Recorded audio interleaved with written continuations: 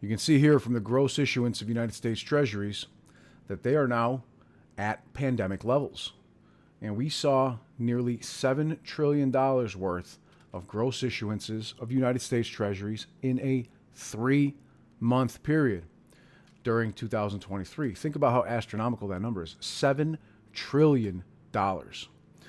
It's estimated that if you were counting to get to 1 trillion, it would take 32,000 years for you to count to 1 trillion from zero. For the entire year of 2023, we saw $23 trillion in United States Treasuries issued.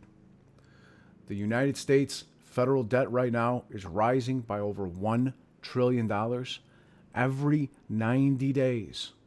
And the United States government just passed a $1.2 trillion spending bill that will only last us through September if they're lucky. What we're seeing right now is United States government spending propping up the GDP, the gross domestic product of this country. The percentage of GDP by U.S. government spending is at levels that we have not seen since World War II. So why are these treasury issuances and deficits at record levels if we're on track for a soft landing?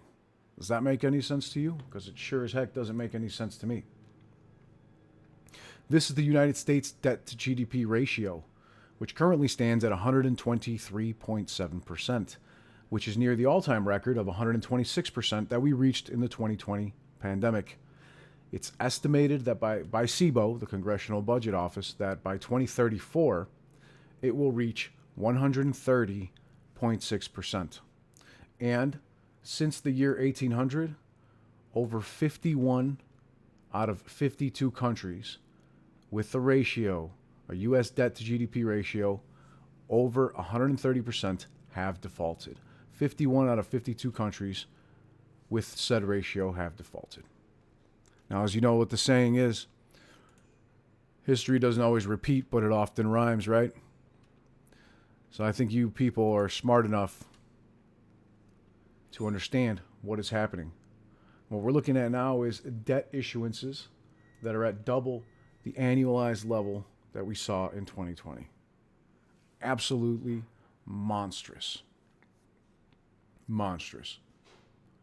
As a matter of fact, the only countries with a higher debt to GDP than the United States right now, as far as percentage goes, higher than the United States are Japan and Italy. But the United States dwarfs them in the sheer number itself. And we are seeing over $23 trillion in treasury issuances just last year. This is the United States government propping up the GDP of this country to make it seem as if we are not in a recession.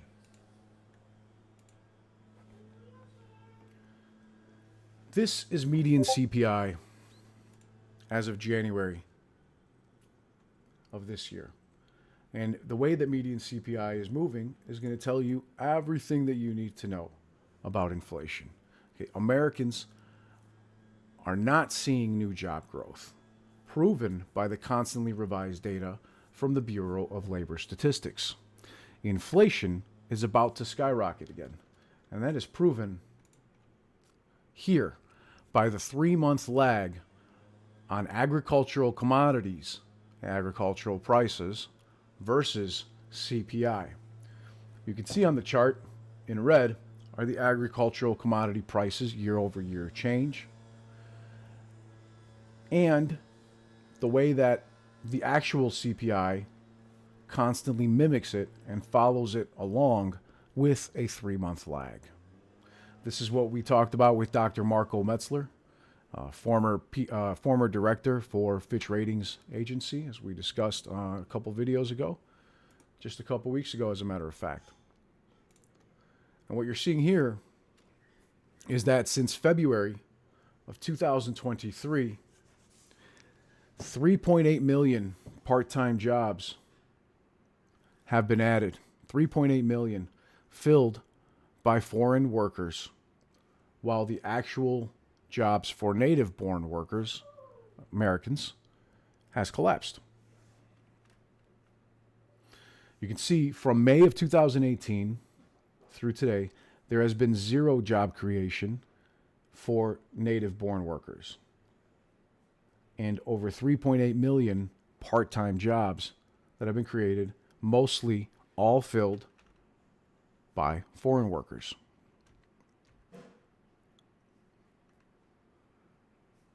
In fact, since February, you can see that 921,000 part-time jobs were created since February of 2023, but 284,000 full-time jobs have been eliminated. And as much as we, myself included, being the son of two immigrant parents with legal status here in the United States, they pay their taxes, they contribute. There are a lot of people out there that may not do the same and may have other reasons for being here. And it's unfortunate that so many full-time jobs are just being destroyed and turned into part-time jobs with no benefits.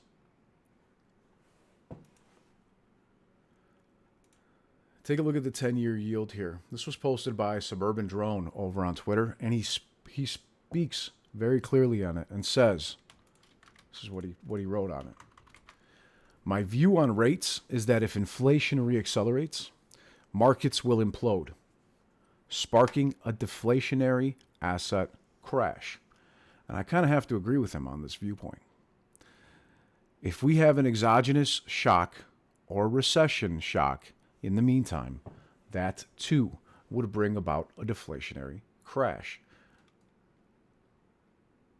Either way, rates will ultimately go lower, mostly because asset prices are collapsing. And that's exactly what we've seen occur in the past.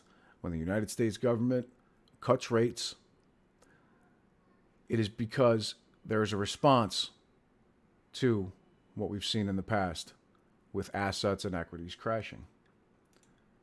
Now that's very clear here in housing prices.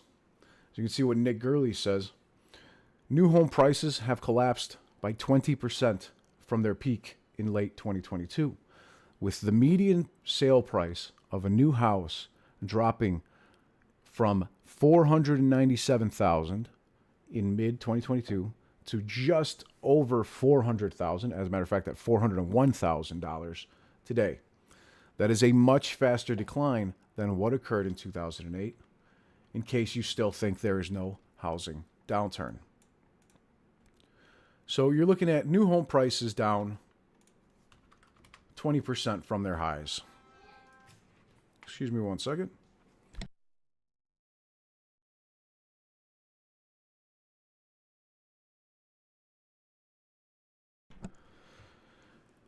This is bear market territory, and it's falling faster than it ever did in 2008. In the financial crisis of 2008, new home prices dropped by only 23% between 2007 through 2010, according to Reventure Consulting, who you see here. They're the ones that created this chart. Now, the fact of the matter is that we've already seen in less than a year and a half 20% declines in new home prices. We are down roughly the same in just 1.5 years, or half the amount of time. And still, the new home prices are 20% above pre-pandemic levels right now. Meanwhile, existing home supply is near record lows. So it really seems that we have proof that the housing market is about to continue its downward trend. But existing home prices remain elevated, and affordability is at all-time record lows. because of the increase in interest rates. Affordability is even weaker than it was when the home prices were more expensive in 2022. What that means is that new home prices are already on their way down, and a return of existing home supply would send prices sharply and immediately significantly lower. Builders right now are building cheaper homes to meet demand for smaller and cheaper residential, and at the same time offering rate buydowns and discounts to buyers in order to keep the price at these current levels. These are the median prices. They're skewing towards lower building costs and smaller homes, but they have not yet slashed prices, because what they've done instead is created subsidies for people in the form of rate buydowns.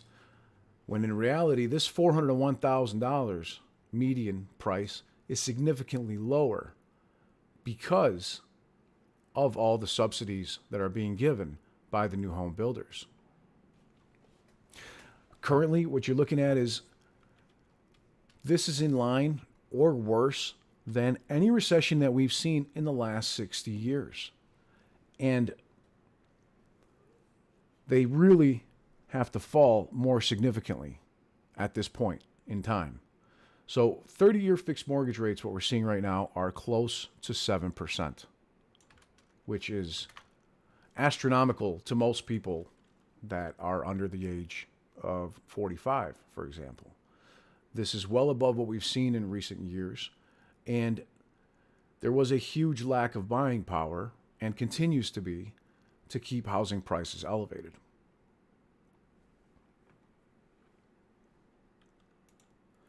This is not exclusive to the United States, right, my friends? Not exclusive to the United States whatsoever. You can see here, let me scoot this over so you can see it. High shelter inflation in Canada is the single biggest factor preventing the Bank of Canada from achieving its 2% inflation target. Mortgage interest costs are rising at the fastest pace ever, while rents have soared alongside low vacancies. This has shelter inflation running at 6.2% year on year. And banks right now are freaking out. They're losing it. Because this has a 30% weighting within the CPI basket, this accounts for half of overall Canadian inflation. And banks right now are trying to get the Bank of Canada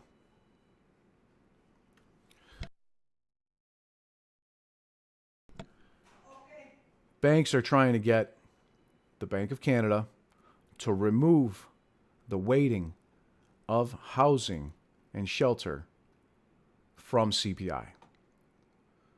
They're releasing reports one after the next, much like what you're seeing here from TD Ameritrade, urging the Bank of Canada to stop using the components of shelter inflation in their core CPI calculations.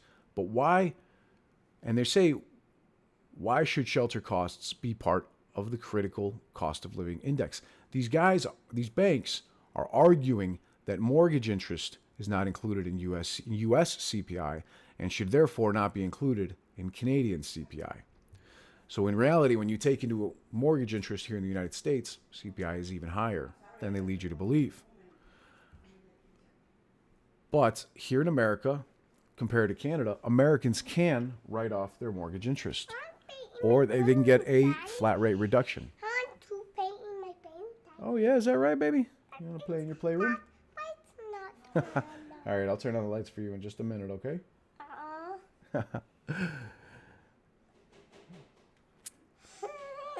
All right, so if you take out the shelter costs in CPI, which doesn't make any sense, the United States has done it in order to reduce artificially the values of CPI and make it look as if they are more successful in reducing it to the Fed is more successful into reducing it to their inflation target.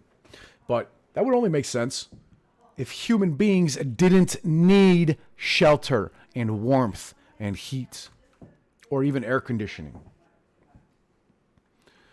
They then include, as you can see in red, historical averages and how much significantly cheaper it was to live and to rent or own a home and heat and cool your home for the sake of you not dying from heat stroke or freezing to death. So right here, what they're referring to is rent, mortgage, heating, cooling, and insurance costs, all of which are shelter costs, not just mortgage interest. And that is what TD Bank here is referring to.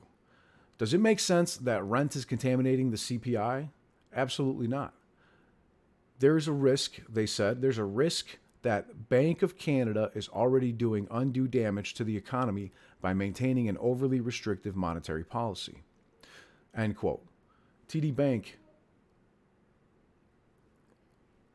is extremely concerned of a black swan event. They want to remove the housing and shelter and even heating and cooling costs from CPI so that they can make it seem as if inflation is at 2.1%. And then they would receive the rate cuts that they so desperately need from the Bank of Canada and here as well in the United States from the Federal Reserve. So basically what they're saying is if the facts don't suit your narrative, change the facts.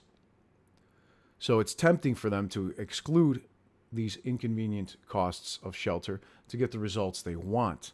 But doing that is extremely dangerous because we all need somewhere to live and a way to survive the elements. So these are real costs incurred by Canadians and Americans alike. However, the Federal Reserve and a lot of manipulation to the CPI weighting and definitions here have made it so that those costs are already removed in the United States. So when you look at CPI, it of course excludes housing and energy.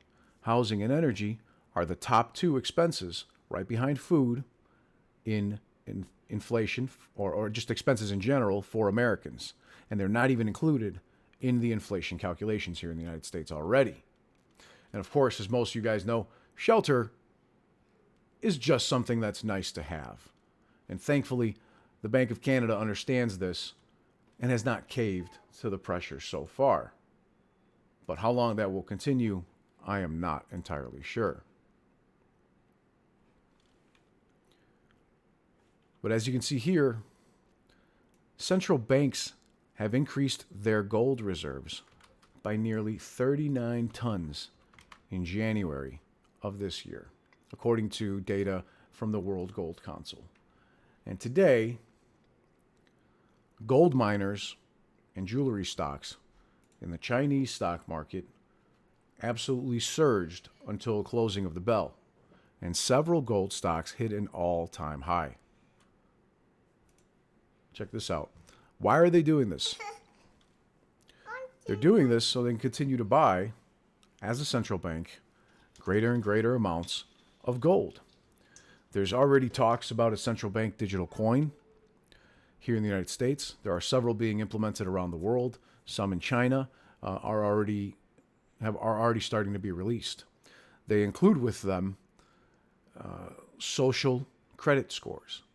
And if you speak against the government or speak out and say things that does not suit their narrative, your social credit score makes it so that you are unable to make purchases for grocery or rent or other things at the store.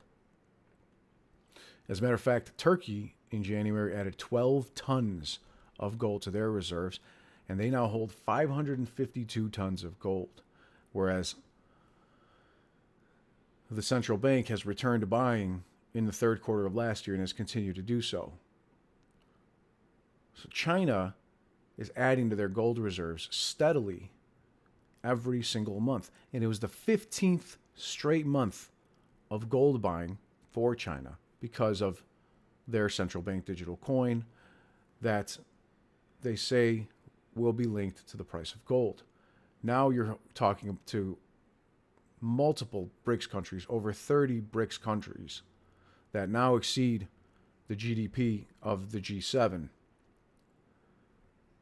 are talking about creating Iraqi dinars or other coins and fiat currency that is backed by more than just toilet paper, but actually backed by precious metals and gold. Because this fiat currency that we're seeing now is basically nothing more but toilet paper. And you need more and more of it continuously to continue the Ponzi that we've seen for the last 100 years, particularly since the United States was taken off the gold standard.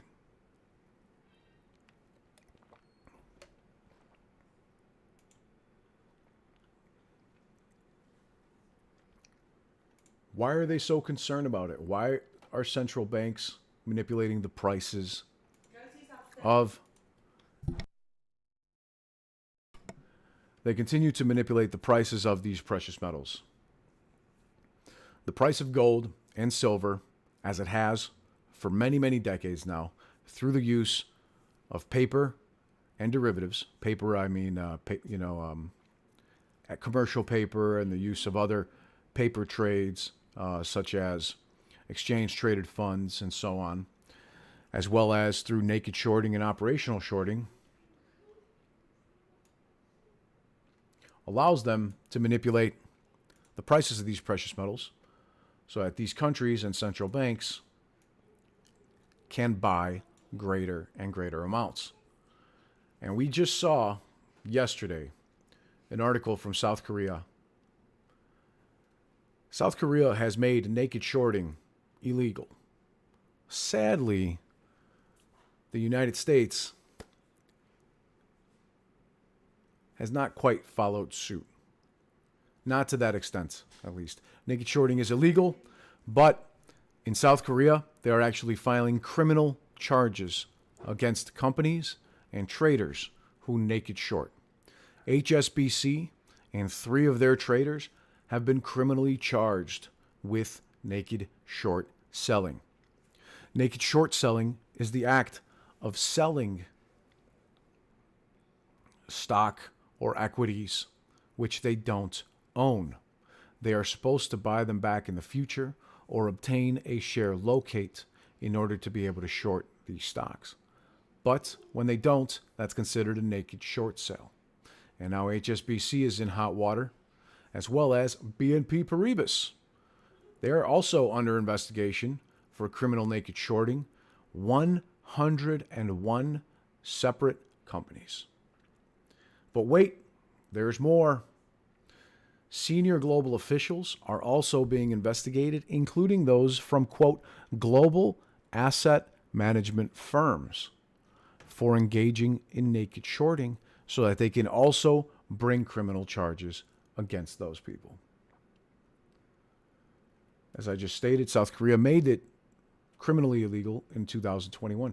And as a matter of fact, HSBC periodically deleted files at their Korean branch's servers related to the naked short selling, which they're currently being criminally charged for. And they have stored some of those relevant files at overseas branches of HSBC in order to block the financial authorities in Korea to have access to them. These are exactly the things that we are fighting against. These are the manipulation tactics that we need to reform all around the world. And it's nice to see that in South Korea, at least they're starting to, for the first time ever, criminally prosecute these people for stealing from retail investors, because that's exactly what it is. They're selling you a car that they don't actually own. You give them money, they give you a title, but you never get the car. You never get the keys. They sell it to you, they sell it to your friend, your neighbor, your grandpa. Everybody gets sold the same car, but they never buy it back. They never buy it on the market to provide it to you. This is naked short selling. So prosecutors now are also going to be reporting HSBC's naked shorting activities to the financial regulators and the Korean exchange. And like I said, this is the first time that this has been brought for criminal charges against the Global Investment Bank for doing so. And as you guys saw just yesterday, Sam Bankman-Fried was sentenced to 25 years in federal prison for defrauding millions of retail investors through cryptocurrency exchange FTX. This is what we need to fight against. We need to educate people to make sure that they don't fall for these bad actors, for these crimes, because it's too easy to get scammed in these financial markets because insufficient regulation exists and insufficient enforcement of the regulation exists. So if the United States regulators and the Department of Justice would do the same with naked short sellers here in the U.S., the world would just be a better place overall. And remember, ladies and gentlemen, these broker-dealers, market makers, clearinghouses, hedge funds, and family offices had to take away your ability to buy precious metals, ETFs, and meme stocks such as SLV, GameStop, AMC, etc., and a dozen others. Because if buying and holding breaks the system, then the system was already broken in the first place. The system has failed us, and we need real reform and people to fight for this reform and create solutions, modern solutions to modern problems, as Dave Chappelle would say. So now, I went ahead and I asked ChatGPT 3.5. I asked them to explain how market makers use operational shorting to set the price of securities to where they want them to be. Because as you guys have heard all around social media, market makers such as Citadel Securities and Virtue Financial, from the words of Ken Griffin directly, set the prices of securities. Adam Aron of AMC doesn't set the prices. Ryan Cohen of GameStop doesn't set the prices. Eric Sprott of Sprott Physical Silver Trust doesn't set the prices, and so on. The market makers are entities or individuals that facilitate trading in financial markets by providing liquidity, meaning they stand ready to buy or sell securities at publicly quoted prices. They play a crucial role in ensuring smooth and efficient functioning of financial markets. One strategy that they employ is to set the prices of securities. This is known as operational shorting. However, operational shorting involves temporarily selling securities that the market maker doesn't own. This is the definition of naked shorting. Naked shorting is legal, and this is a big problem. For a market maker, naked shorting is legal. I should reiterate that fact with clarity. This is done with the expectation that the market maker can buy back those securities. Excuse me, guys. My dog's going a little nuts down there. My apologies. This is done with the expectation that the market maker can buy back those securities at a lower price in the future to cover the short position, thereby profiting the difference. This is how they can use operational shorting, aka naked shorts, to influence the price of securities. Market makers continually monitor market conditions, influencing the price of securities. They may identify instances where they believe a security is overvalued based on an analysis of market fundamentals, technical indicators, and other informational sources. They can initiate short positions to bring the price down of a security, and sell securities they don't own legally. By doing so, they increase the supply of the security in the market. The problem comes when they have an interest, along with their hedge funds, to short the stock. And if they short the stock to benefit their hedge fund, there is a serious conflict of interest there that benefits the bottom line of these large institutions and negatively influences the cost of the stock at your expense, at my expense, at your mom's expense, at your grandma's expense, at your children's. So they can create selling pressure and sell securities they don't own to add overall selling pressure in the market, causing the prices to decline. This can trigger stop loss orders from other market participants and prompt investors to sell their holdings, further driving down the prices. So they can hit your stop losses and make the prices come down. They can scare you away by bringing the price down through naked shorting, and they can prevent new investors from entering the stock by looking at the charts and the technical analysis that tells them this stock is going down. I don't know if it's being shorted or not, but it appears as if investors are selling, but we don't know as retail if it's occurring from naked shorts, operational shorting, or if retail investors are selling off. However, when you look at the buy and sell orders,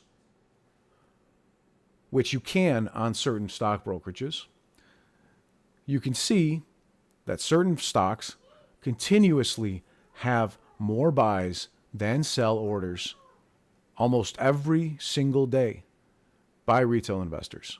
Fidelity recently took away our ability to see this.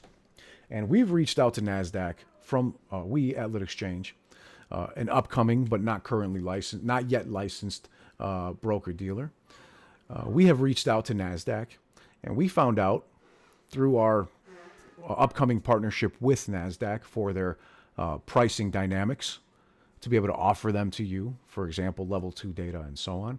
We have found out that it is free for stock brokerage firms to get pricing data in the terms of buy versus sell orders from retail investors. So this is not something that was costing a ton of money for these brokerage firms to give to you. As a matter of fact, we can get it for free, and we plan to share this information through Lit Exchange once we finish all the regulatory and FINRA approval processes and launch on the market. We plan to share the buys versus sell orders for a vast number of equities on financial markets so that you can see what percentage of orders are being bought versus sold for a variety of stocks on the market. That being said, after the price has declined to the desired level, the market maker buys back the securities to cover their short position. However, there must be actual shares for them to buy back. And if retail investors are diamond handing stocks and there's insufficient liquidity of shares for them to buy back, then it ends up being a failure to deliver FTDs. Hence the giant spike in failures to deliver on AMC, GameStop, SLV, and many of these other ETFs and stocks on financial markets. This buying activity can contribute to an increase in demand and may help push up the price or stabilize it. Market makers profit from the difference between the price at which they sold the security short and the price at which they repurchased them to cover the positions.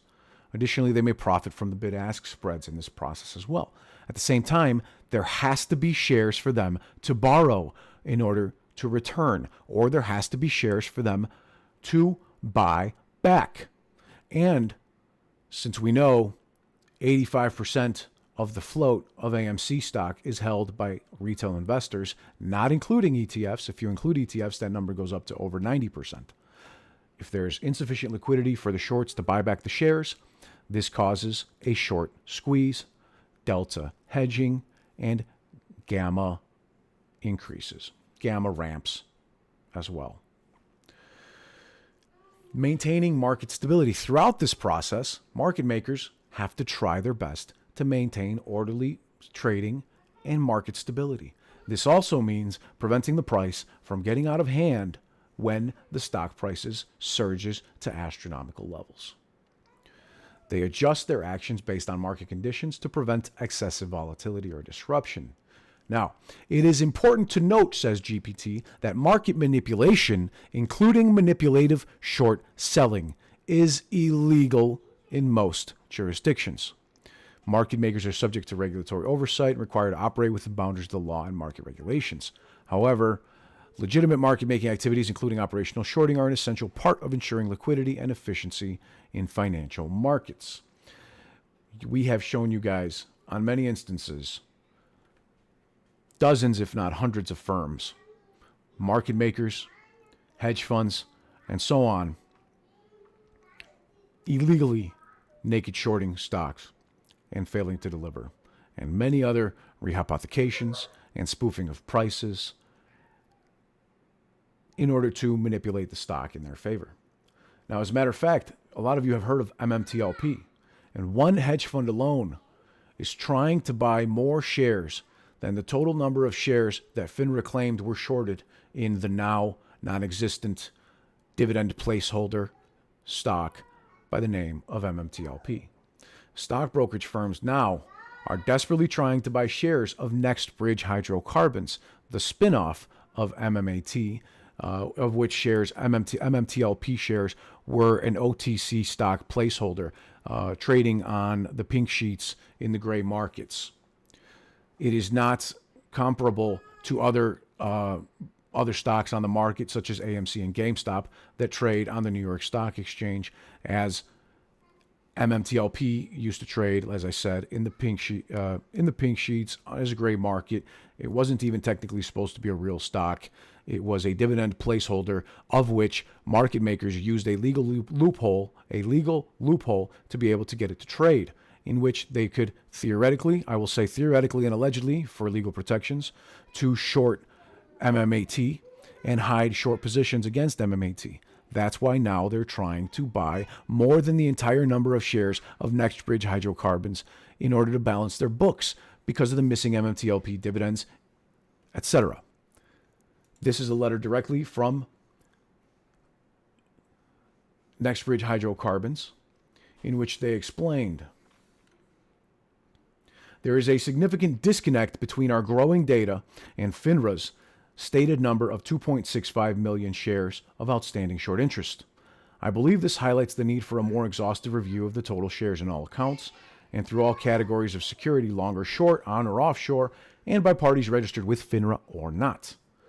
The ultimate goal of the investigation is to make sure that every shareholder who purchased MMTLP has a corresponding one-for-one share of NextBridge Hydrocarbons.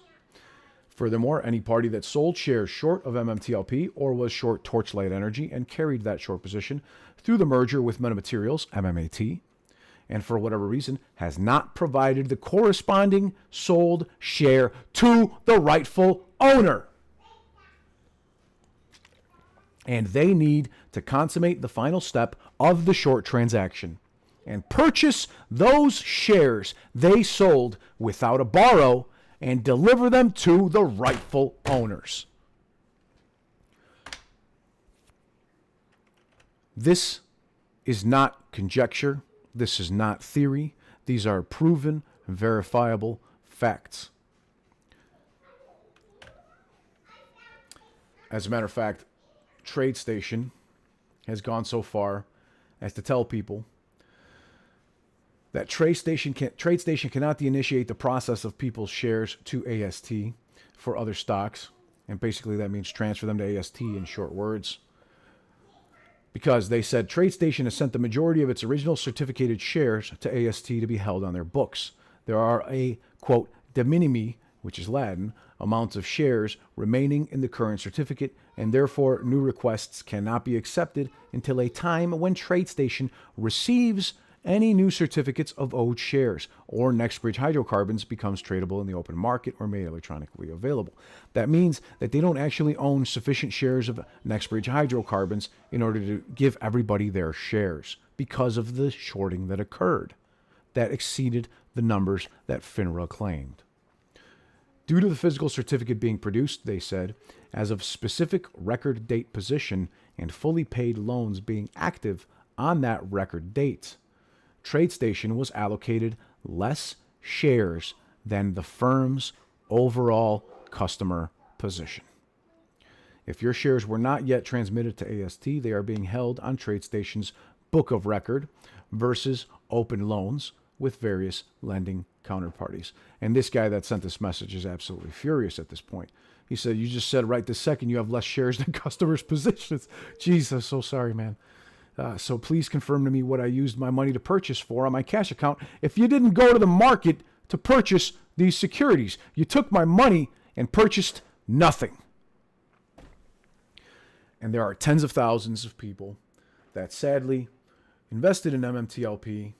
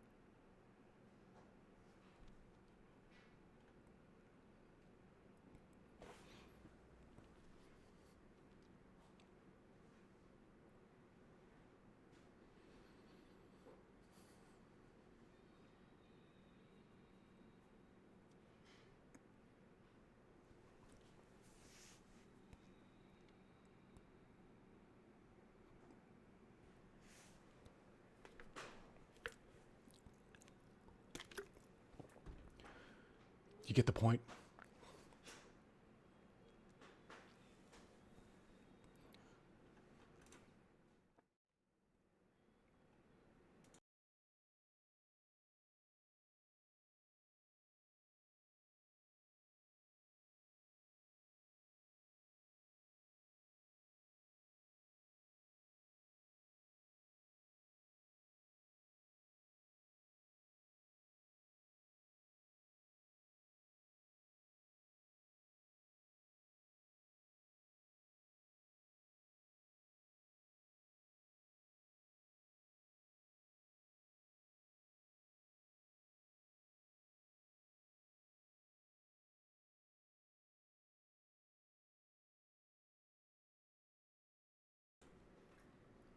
Thank you guys for your support. Thank you, ladies and gentlemen. I wish you peace and wealth. Make sure you're properly hedged. I'm done. I'm done for now.